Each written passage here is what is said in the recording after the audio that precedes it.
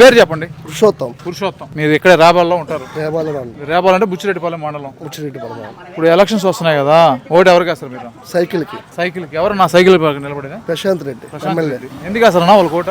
అంటే వాళ్ళు అభివృద్ధి పనులు చేస్తున్నారు, మంచి చెడ్డ అన్ని బాగా చేస్తున్నారు. అంతకు ముందు కూడా చేస్తున్నారు వాళ్ళు. వాటర్ ప్లాంట్లని అన్ని బాగా చేస్తున్నారు కాబట్టి వాళ్ళు వచ్చారు కాబట్టి వాళ్ళు సైకిల్ కి వేస్తాం ఓటు.